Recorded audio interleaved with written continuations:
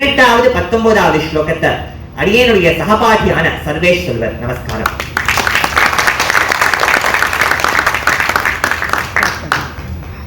ஸ்ரீ குருபியோ நமஹ. மன நிம்மதி தரும் கோபாலன்கிற தலைப்புல கோபால வம்சத்தையும் ரொம்ப ஆச்சரியமா அனுபவிச்சுட்டு வரும். அந்த விதத்துல 17வது ஸ்லோகத்துல கோபாலன் என்னென்ன சாத்தின்னு இருக்காங்கிறத அனுபவிச்சோம். இந்த 18வது ஸ்லோகத்துல இவர் எப்படி நின்று சேவை சாதிக்கிறார், அந்த திருக்கோலத்தினுடைய அழகு, இது ரொம்ப ஆச்சரியமா அனுபவிப்போம். லீலாயஷ்டிம் கரகிசலையே தட்சிணேன் யஸ்ய தன்யாம் அன்சே தேவ்யாக புலக ருச்சிரே சன்னிவிஷ்ட அந்யபாஹு மேகஷ்யாமோ ஜெயதி லலிதோ மேகலா தத்தவேணு குஞ்சாபீட ஸ்புரதி சிகுரோ கோபகன்யா புஜங்கா. இப்ப முதல்லையே இந்த கோபால வம்சத்தினுடைய துவக்கத்திலேயே நம்ம கோபாலனுடைய திருக்கோலத்தின் அழகு அனுபவிச்சிருக்கோம். இப்ப சுவாமி முடிக்க போறாரு இல்லையா, அதனால மீண்டும் அந்த திருக்கோலத்துக்கே வர. பொதுவா நம்ம கண்ணனினுடைய பர்சனாலிட்டி அப்படின்னு வச்சிருந்தோம்னா அவர் எப்போதுமே வரவா மேல கட்டி பிடிச்சிப்பார், அவ மேல விழுவர், இப்படி அவளை சார்ந்தேதான் நிற்பர், தனித்து நிற்கவே தெரியாது. அப்பேற்பட்ட ஃப்ரெண்ட்லியான பர்சனாலிட்டியாம் கண்ணன். ஒரு கையால் ஒரு பந்தம் தோளை ஊனின்னு சொல்லுவாள் இல்லையா, எப்போதுமே ஒரு பிள்ளையினுடைய தோல்ல கண்ணன் தன்னோட கையை ஊனிண்டே இருப்பானாம். அப்படிப்பட்ட பர்சனாலிட்டி. இதே நம்ம ராமர் எடுத்துட்டோம்னா ஒரு கட்டம் ராமாயணத்துல மறுநாள் ராமருக்கு பட்டாபிஷேகம். முதல் நாள் ராமரும் சீத்தையும் சகபத்னியாம் விசாலாட்சியாம் நாராயண உபாகமத்துன்னு இருக்கா. அப்ப வசிஷ்டர் வந்து சொல்றாரு, ராமா நாளைக்கு உனக்கு பட்டாபிஷேகம், அலங்கார மண்டலத்துக்கு பெண்கள்லாம் வருவா, ஆச்சாரமா இருன்னு சொல்றார். அதைத்தானே ராமர் எடுத்துட்டு இருக்கணும். அதுக்குன்னு அன்றைய இரவு சீதையினுடைய முண்டான தலப்பானது ராமர் மேல பட்டுடுத்தான் அப்படின்னு ராமருக்கு சந்தேகம் வந்துடுறது. அதனால சரையுவிலே 100 தடவை முழுக்கினும் ஆச்சார பிரதானன் என்ன சுவாமி பெரியாச்சான் பிள்ளை தன்னுடைய வியாக்கியானத்தை எடுப்பார். அப்பேற்பட்ட ஆச்சார பிரதானன். சரிப்பா, இந்த கண்ணன் எப்பேற்பட்டவன் பார்த்தோம்னா கோபிமார் குயிசகத்தே முடிந்து வைத்திருப்பேன்னு சொல்லுவா. இந்த கண்ணனை எங்க பார்க்கலாம்னா, எந்த முண்டான தலப்பானது ராமர் மேல பட்டதுக்கு அவர் சரையூல ஸ்நானம் பண்ணாரோ அதே முண்டான தலப்பை தான் முடிஞ்சே வச்சிருப்பா, தேட வேண்டியதுதான் அங்கதான். இது ரொம்ப ஆச்சரியமா சொல்லுவா. இப்படி இது ரெண்டுமே அனுபவம் தான். ராமர் அனுபவிக்கிறோம் ஆச்சார பிரதானம், கண்ணன் அனுபவிக்கிறோம் அனுபவ பிரதானம். இப்படி கண்ணன் எப்போதுமே யாரையாச்சும் சார்ந்தேதான் நிற்பார், தனித்து நிற்கவே தெரியாது. இப்படி தொட்டில் பழக்கம் விட்டே போகாதுன்னு சொல்லுவா இல்லையா, அதே போலத்தான் லீலா எஷ்டிம் கரகிசலையே தட்சிணேன் யஸ்ய தன்யாம் யஸ்ய வைத்துக் கொண்டிருக்கிற தட்சிணேன் யஸ்ய தன்னுடைய ரைட் ஹேண்ட்ல வச்சுட்டு இருக்க. என்ன வச்சுட்டு இருக்க? லீலா எஷ்டிம், ஒரு கோலை வச்சுட்டு இருக்க, விளையாட்டு கோலை வச்சுட்டு இருக்க. குள்ளாமாக்கோள் கொலை செய்த பாரத போர்னு சொல்லுவா இல்லையா, அதே போலத்தான் நம்ம பார்த்தசாரதி எம்பெருமான தரிசனம் பண்ணோம்னா அவர் இடது கரத்துல இதே கோலத்தை வச்சுட்டு இருப்பார். நிறைய பேர் தப்பா அதை கதைன்னு சொல்லுவா, அது கதையல்ல கோள். ஏன்னா கண்ணன் வாக்கு கொடுத்திருக்காரு இல்லையா, மகாபாரத போர்ல எந்த விதமான ஆயுதத்தையும் பயன்படுத்த மாட்டேன்னு சொல்லியிருக்காரு இல்லையா, அதனால அதே கோலத்துலதான் அவர் பார்த்தசாரதி எம்பெருமானா காட்சி அளிக்கிறார். அதனால அவர் கையில இருக்கிறது கதையல்ல கோள், லீலா எஷ்டி. சரி, அவர் வச்சுட்டு இருக்கக்கூடிய கரவானது எப்படி இருக்கு? கரகிசலையே, கொடி போல் இல்லாமல் கொடியில இருக்கக்கூடிய கொழுந்து போல மென்மையாக இருக்கக்கூடிய அந்த கரங்கள்ல இந்த கோலை வச்சுட்டு இருக்காராம். லீலா எஷ்டிம் கரகிசலையே தட்சிணேன் யஸ்ய தன்யாம். அடுத்தபடியா அன்சே தேவ்யாக புலக ருச்சிரே சன்னிவிஷ்ட அந்யபாஹு. இப்ப அந்யபாஹு இன்னொரு கருத்துல என்ன வச்சுட்டு இருக்கார்? இந்த இடத்துல வாமபாகுன்னு வச்சுக்கலாம். இடது கருத்துல என்ன வச்சுட்டு இருக்கார்? அன்சே தேவ்யாக, அன்சே தோளிலே, தேவ்யாக அதாவது நப்பின்னை பிராட்டியான நாச்சியாரினுடைய தோள்கள்ல தன்னோட கையை வச்சுட்டு இருக்காராம்.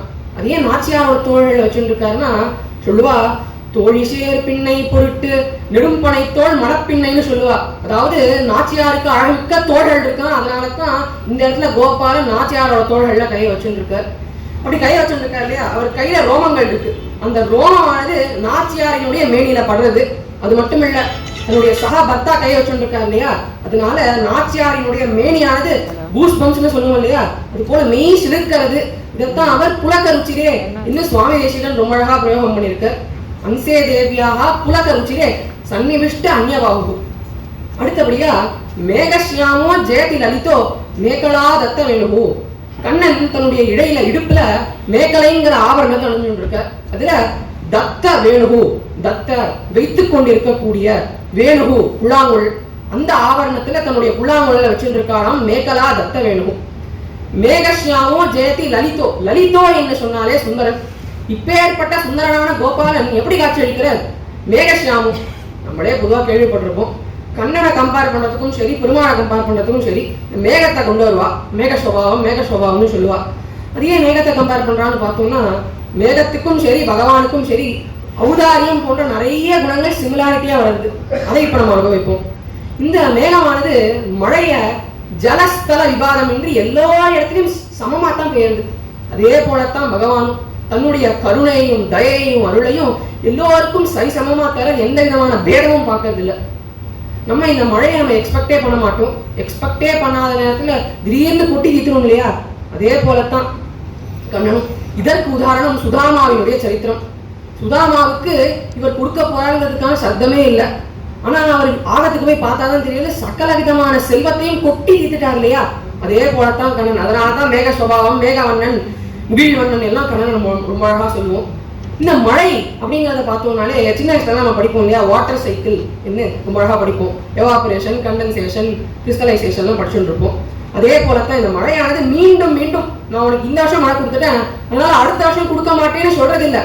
மீண்டும் மீண்டும் அந்த மழையை கொடுத்துட்டே இருக்கு இல்லையா? அதே போலத்தான் கண்ணனும். இந்த வருஷம் நான் உனக்கு தயையை காமிச்சிட்டேன், அருளை கொடுத்துட்டேன், அடுத்த வருஷம் தர மாட்டேன்னு சொல்றது இல்லை. மீண்டும் மீண்டும் அவருடைய அருளை கொடுத்துட்டே இருக்கார் இல்லையா? அதனால தான் இந்த இடத்துல மேகசியாமோ ஜெயதி லலிதோ மேகலாதத்த வேணுமோ என்று சுவாமி தேசிகன் ரொம்ப அழகா பிரயோகம் பண்ணியிருக்கார். கடைசியா குஞ்சாபீட்ட ஸ்புரதி சிக்குரோ கோபகன்யா புஜங்கா. போன ஸ்லோகத்திலே நம்ம அனுபவிச்சிருக்கோம். குந்துமணி மாலைய அவர் மார்பலத்தில் அணிஞ்சுருக்கான்னு அனுபவிச்சோம் இல்லையா? இப்ப அந்த குந்துமணியோட நகம் மீண்டும் வருது. எப்போதுமே பகவான் ஒரு ஆவரணத்தை ஒரே இடத்துல வச்சுட்டே இருக்க மாட்டாங்க, மாத்திட்டே இருப்பார். அதே போலத்தான் இப்ப அந்த குந்துமணியை எடுத்து போத்து தன்னுடைய தலை கொண்டையில மாட்டிக்கிறாராம். குஞ்சாபீட்ட ஸ்புரதி சிக்குரோ கோபகன்யா புஜங்கா.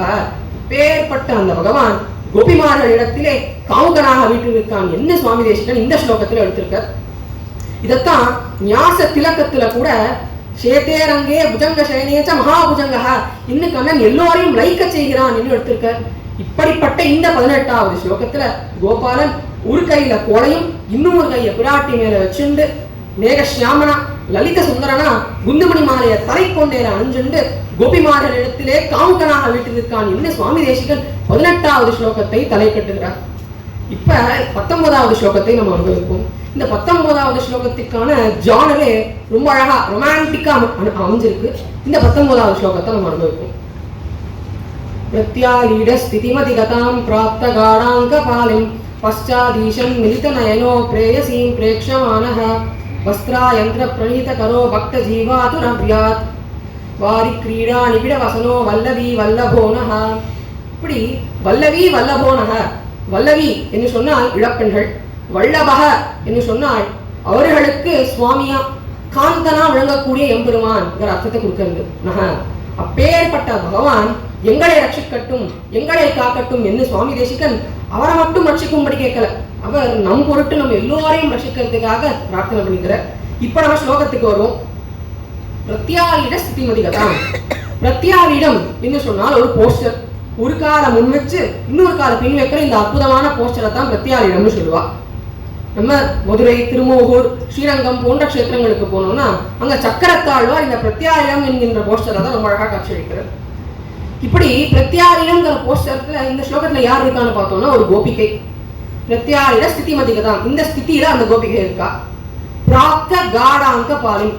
பிராப்த அடையப்பட்ட, காடாங்க பாலிம் நிபிடமான பின்புறத்திலே கட்டி தழுவுதலோடு கூடியவளாய். அதாவது இந்த ஸ்லோகத்தை நம்ம முதல்ல அனுபவிக்கணும்னா முதல்ல ஒரு பேக் ஸ்டோரியை நம்ம புரிஞ்சுக்கணும். அது என்னன்னு அனுபவிப்போம். இப்ப என்னன்னா இந்த கோபிகை ஒரு ஜலத்துல ஸ்நானம் பண்ணிட்டு இருக்கா. ஜலத்துல ஸ்நானம் பண்ணிட்டு இருக்கா.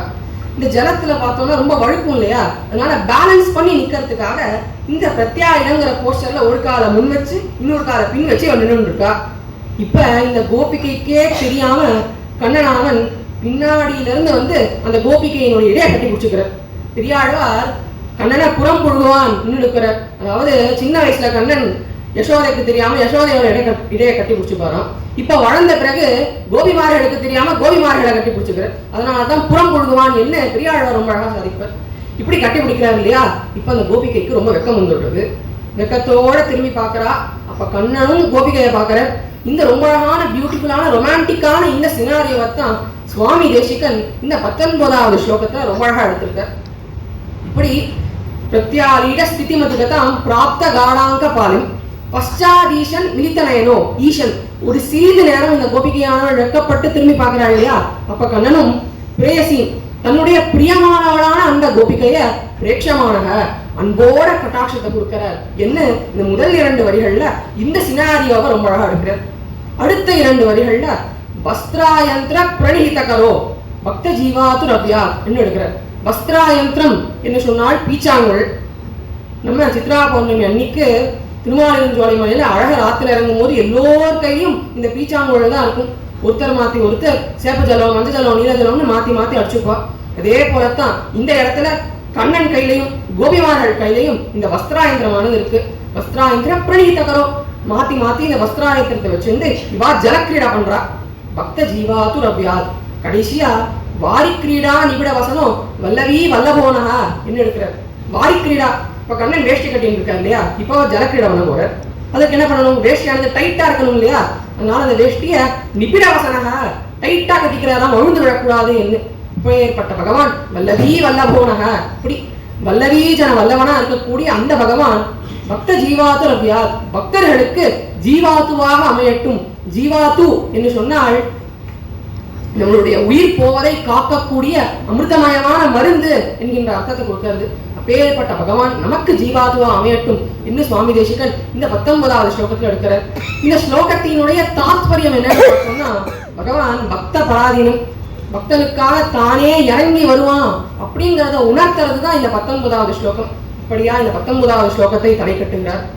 அடுத்த கடைசி ஸ்லோகமான இந்த கோபால வம்சத்தினுடைய கடைசி ஸ்லோகமான 20வது ஸ்லோகத்தையும் இந்த மொத்த கோபால வம்சத்தியை சொன்னோம்னா நமக்கு என்ன பலன் கிடைக்குமோ அதற்கான பல ஸ்ருதியையும் என்னுடைய சகபாட்டியான அவ்யுக் சொல்லுவார். நமஸ்காரம்.